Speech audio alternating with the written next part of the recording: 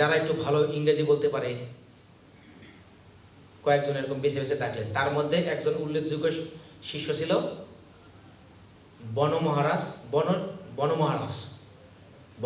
নামে একজন তার শিষ্য ছিল। তখন তাকে সিলেক্ট করলো ভক্তিসিদ্ধান্ত সরস্বতী প্রভুপাদ ঠাকুর যে তুমি পাশ্চাত্য দেশে যাও, পাশ্চাত্য দেশে গিয়ে এই কৃষ্ণ ভক্তির প্রচার করো। কিন্তু গিয়েছেন ঠিকই, গুরুদেবের আদেশ অনুসারে তিনি সেখানে গিয়েছেন ঠিকই, কিন্তু কোনো ফলপ্রসূ করতে পারে নাই, তিনি কোনো প্রচার করতে পারে নাই, মন্দির মঠ বা কিছুই তৈরি করতে পারে নাই, তাই না? তো তিনি যখন ফিরে আসবেন, তো গুরুদেবের কাছে সংবাদ এসেছে যে গুরুদেব বনমহারাজ আসতেছে। কবে আসতেছে? অমুক দিন এসে পৌঁছাবে। তখন কি করলেন? তার জন্য সুন্দর সংবর্ধনার আয়োজন করলেন। গুরুদেব জানতেন যে তিনি যখন গিয়েছেন ভালো কোনো সুখবর নিয়ে আসবে, তার জন্য একটি সংবর্ধনা, খুব সুন্দর একটি সংবর্ধনার আয়োজন করলেন। তখন যখন তিনি ফিরে আসলেন, এসে তাকে বনমহারাজকে যখন জিজ্ঞাসা করা হলো, তার গুরুদেব ভক্তি সিদ্ধান্ত সরস্বতী প্রভুপাদ ঠাকুর জিজ্ঞাসা করলেন যে বলো প্রচারের খবর কি? তখন জানতে চাইলেন, তখন তিনি কোনো কিছুই বলতে পারলেন না। তিনি কি করলেন? সাথে কি নিয়েছিল? কিছু অর্থ সংগ্রহ করে নিয়ে এসেছিলেন। সেই অর্থগুলো তিনি গুরুদেবের সামনে ঢেলে দিলেন। গুরুদেব সেটা দেখে কি হয়েছেন? অত্যন্ত অপ্রসন্ন হয়ে তিনি একাধারে ঘরের মধ্যে গিয়ে, তার রুমের মধ্যে গিয়ে দরজাটা বন্ধ করে দিয়েছেন। এরকমভাবে একটানা 4 দিন ঘরের থেকে বেরো হয় নেই, কিছু গ্রহণও করেনি। ঠিক আছে?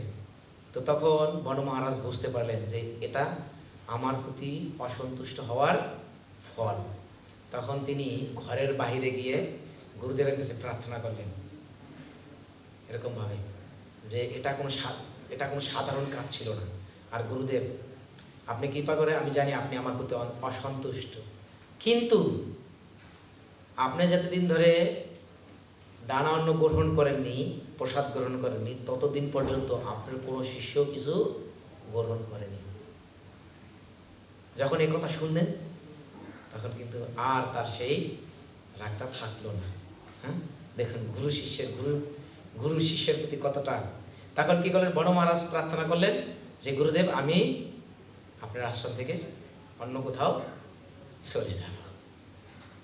তো এরকমভাবে একদা, এরকম আরো অনেক লীলা আছে। একদিন কি করলেন?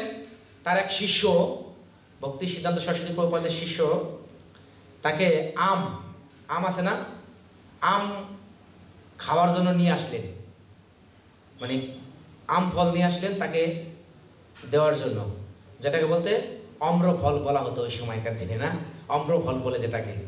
তো নিয়ে আসলো।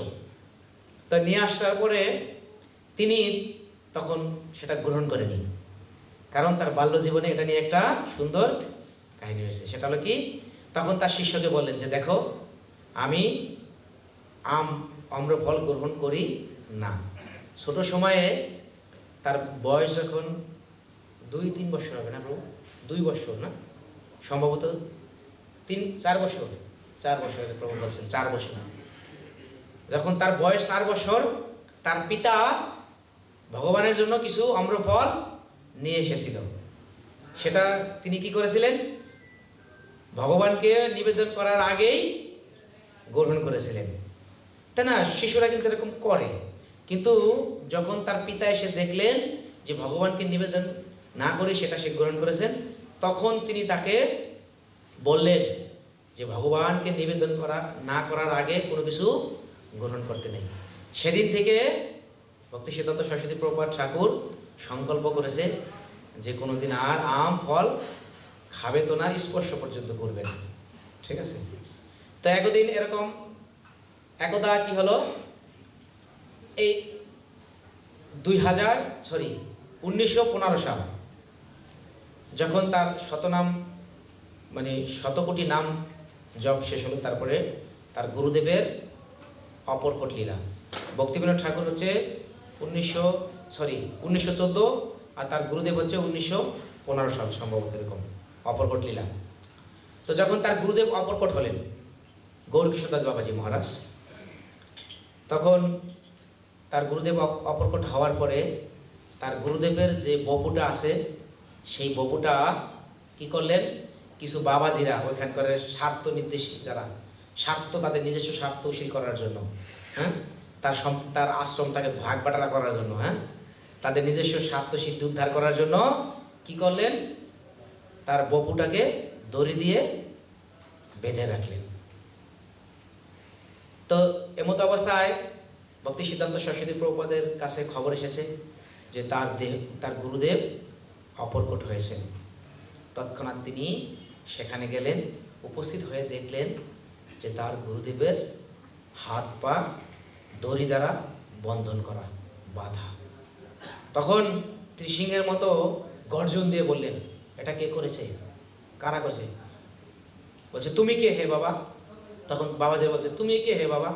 তখন ভক্তি সিদ্ধান্ত সরস্বতী প্রভুপাদ ঠাকুর বলছে যে আমি ওনার একমাত্র শিষ্য, আর আমারই একমাত্র অধিকার আছে ওনার এই বপুটা নেওয়ার, আর কারণেই।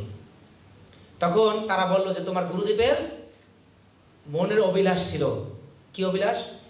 যে তাকে তার হাতে পায়ে দড়ি বেঁধে যেন ওই নবদ্বীপের সমস্ত ঘাটে ঘাটে টানা হয় এবং সমস্ত ধুলা যেন তার গায়ে মাখানো হয়। তখন বলছে যে তোমরা এটাও বুঝতে পারো না, তোমাদের এতটুকু জ্ঞান নেই যে এটা কোনো পরমহংস আচার্য, তার এটা কি একটা মানে দৈন্যতার একটা ভাব, এরকম একটা দৈন্যতার ভাব, সে দৈন্যতার ভাব থেকে কথাটা বলেছে, হ্যাঁ, দৈন্যতার ভাব থেকে কথাটা বলেছে, সেটা বুঝতে পারো না তোমরা?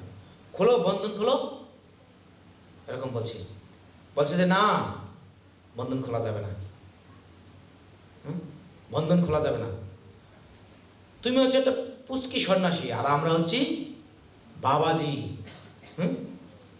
আমরা হচ্ছে বাবাজি, এরকম অহংকার করে বলছে যে আমরা যা বলবো তাই হবে। তখন ভক্তি সিদ্ধান্ত সরস্বতী প্রভুপাদ ঠাকুর তাদেরকে বলেছিল, ও তোমরা বাবাজি সন্ন্যাসী না, তাহলে তোমরা তোমাদের বুকে হাত দিয়ে বলে তো বিগত 3 মাস, বিগত 1 মাস, বিগত 1 সপ্তাহ কে আসো স্ত্রী সঙ্গ করনি? বলো তো। তুমি সন্ন্যাসী বলছো তোমাকে নিজেকে, না সন্ন্যাসী দাবি করছো, বলো তো একজন দেখি কার সাহস আছে। আর আমি বলছি আমি আজীবন ব্রহ্মচারী, চিরকুমার, বলো কার শক্তি আছে? তোমরা বলছো বাবাজি সন্ন্যাসী, তোমরা এরকম টাইটেল দেখাচ্ছ, সিংহের মতো হুঙ্কার করে বলছে ভক্তি সিদ্ধান্ত সরস্বতী প্রভুপাদ ঠাকুর, হ্যাঁ, এরকম আমরা বলি না, ধ্বনি দেওয়ার সময় বলি না, সিংহ পুরুষ ভক্তি সিদ্ধান্ত সরস্বতী প্রভুপাদ ঠাকুর। শেষ হয়ে গেছে প্রভু?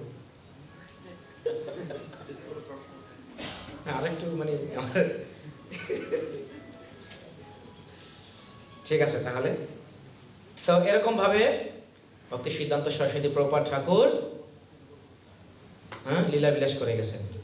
তো আসলে দেখুন, ভক্তি সিদ্ধান্ত সরস্বতী প্রভুপাদ ঠাকুর যে আবির্ভাব, এটা কোনো সাধারণ নয়, আকস্মিক নয়, হ্যাঁ, ভগবান একটি কারণ দেখিয়ে তার আবির্ভাব ঘটিয়েছে। যেমন আমরা একটু ছোট্ট একটু উদাহরণ দেই, আমরা দেখতে পাই কলির যুগের প্রারম্ভে যখন বেদের নামে পশু হত্যা করা হতো, হ্যাঁ, বেদের নামে পশু হত্যা করা হতো, বেদের দোহাই দিয়ে তারা পশু হত্যা করে নিজের ইন্দ্রিয় তৃপ্তি করতেন। তখন ভগবান এটাকে রোধ করার জন্য কি করেছিলেন? বুদ্ধদেবকে পাঠিয়েছিলেন, হ্যাঁ, বুদ্ধদেবকে পাঠিয়েছিলেন এটা রোধ করার জন্য, যে কি আছে তোমাদের বেদ মানতে হবে না, বেদ এটা কিছু না, বেদ মানতে হবে না, তোমরা ভালো আচরণ করো, জীবের সাথে প্রেম করো, জীব হত্যা করো না, এটাই তোমাদের জন্য ধর্ম, ঠিক না? কিন্তু যখন দেখলেন চৈতন্য মহাপ্রভু যে সর্বনাশ হয়ে যাচ্ছে, বেদকে তো আবার প্রতিষ্ঠা করা দরকার, তখন তিনি কি করলেন? আবার আয়োজন করে কাকে নিয়ে আসলেন? শঙ্করাচার্যকে, তাই না? রুদ্র সম্প্রদায় শঙ্করাচার্যকে নিয়ে আসলেন এবং তার পাশাপাশি কি করলেন? চারটি সম্প্রদায়ও নিয়ে আসলেন। হ্যাঁ, দেখুন এবার কি করলেন, তিনি নিজে স্বয়ং আবির্ভূত হলেন। এই চারটি সম্প্রদায়কে একত্রিত করে শক্তি নিয়ে তিনি নিজে স্বয়ং আবির্ভূত হলেন। তাহলে এই যে আচার্যদের আবির্ভাব, এটা কিন্তু সাধারণ কিছু নয়। প্রত্যেকটা জিনিসের পিছনে ভগবানের পরিকল্পনা আছে। এই চৈতন্য মহাপ্রভু যে অপরকট হয়েছে, আপনারা জানেন এটা লীলাটা কি? চৈতন্য মহাপ্রভু অপরকট হওয়ার একটাই কারণ, তার কৃতিত্ব ভক্তদেরকে দেওয়ার জন্য। সেটা কেমন একটা উদাহরণ দেই। চৈতন্য মহাপ্রভু যখন অপরকট হয়ে গিয়েছিলেন, তার সমস্ত ধামগুলো লুপ্ত হয়ে গিয়েছিল। হ্যাঁ, একে একে যখন তার সমস্ত পাঁচশোত্রা অপরকট লীলা সংবরণ করলেন, তখন এই ভক্তিবিনোদ ঠাকুর স্বয়ং এসে আবার পুনরায় উদ্ধার করলেন। হ্যাঁ, তো এই যে দেখুন, আজকে আমরা এই যে ভক্তিবিনোদ ঠাকুরকে, হ্যাঁ, আমরা এই যে আচার্যবৃন্দ পরম্পরায় জয়ধ্বনি দেই, সবসময় তার গুণকীর্তন করি। হ্যাঁ, এই গৈর গগন একজন, কেন এগুলা কার প্ল্যানিং? ভগবানের প্ল্যানিং। সবগুলো ভগবানের প্ল্যানিং। তাদের এই গুরুমহিমা বর্ধন করার জন্য ভগবান এই সমস্ত লীলাবিলাসগুলো করেছেন, ঠিক না? দেখুন আজকে এই যে ভক্তিবিনোদ ঠাকুর সেই ভিত্তি স্থাপন করে গেছিল। হ্যাঁ, সরস্বতী প্রভুপাদ ঠাকুর এসে কী করলেন? ফাউন্ডেশন দিলেন। হ্যাঁ, শিলা প্রভুপাদ এসে কী করলেন? বিল্ডিং তৈরি করে দিলেন। আর সেই বিল্ডিংয়ে বসে আমরা এখন নাচো গাও ভক্ত সঙ্গে করো সংকীর্তন, হ্যাঁ, আনন্দ উল্লাস করছি, ঠিক কিনা? হ্যাঁ, তাহলে এই সমস্ত কৃতিত্ব আমরা দেখতে পাই ভক্তি সিদ্ধান্ত সরস্বতী প্রভুপাদ ঠাকুরের। ভক্তি সিদ্ধান্ত সরস্বতী প্রভুপাদ ঠাকুরের যে অসমাপ্ত কাজগুলো ছিল, সেই বাকি কাজটুকু কে সম্পূর্ণ করেছেন? হ্যাঁ, ইসকন প্রতিষ্ঠাতা আচার্য জগৎগুরু শিলা প্রভুপাদ। আপনারা সকলে জানেন, এখন আপনারা সকলে কি বৃন্দাবন পরিক্রমা করেন না, নবদ্বীপ পরিক্রমা করেন না? এগুলো কোত্থেকে এসেছে জানেন? এই ভক্তি সিদ্ধান্ত সরস্বতী প্রভুপাদ ঠাকুর এগুলো ব্রজ পরিক্রমা, আগে নবদ্বীপ পরিক্রমা ছিল না, বৃন্দাবন পরিক্রমা ছিল। এটা ভক্তি সিদ্ধান্ত সরস্বতী প্রভুপাদ ঠাকুর বলে গিয়েছেন যে সারা বিশ্বের লোক এই পরিক্রমা করবে। হ্যাঁ, আজকে তার সমস্ত বাস্তবে আমরা দেখতে পাচ্ছি না যে ভক্তি সিদ্ধান্ত সরস্বতী প্রভুপাদ যে কথাটি বলে গিয়েছিলেন, সেই কথাটি আজকে আমরা বাস্তবে রূপ পাচ্ছি কিনা? হ্যাঁ, আজকে দেখুন সেই পরিক্রমায়, বৃন্দাবন পরিক্রমা, মায়াপুর পরিক্রমায় সারা বিশ্বের থেকে লোক আসে। সেই অসম্পূর্ণ কাজগুলো কে সম্পূর্ণ করেছেন? শিলা প্রভুপাদ, ঠিক কিনা? হ্যাঁ, তো আজকে আমরা এই শিলা প্রভুপাদের কারণে এখানে বসতে পেরেছি, আর এটা হয়েছে। যাই হোক, তো আমার অনেক সময় অতিবাহিত হয়ে গেছে, আমাকে নিজে গুলো সকলে ক্ষমা করবেন।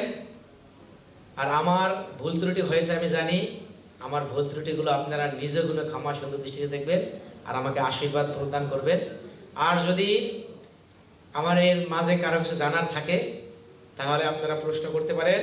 আমাদের মাঝে সেই বিদগ্ধ পণ্ডিত হিজ গ্রেস কমলাক্ষ প্রভু উপস্থিত, আপনাদেরকে উত্তর দিবেন। হরি বল।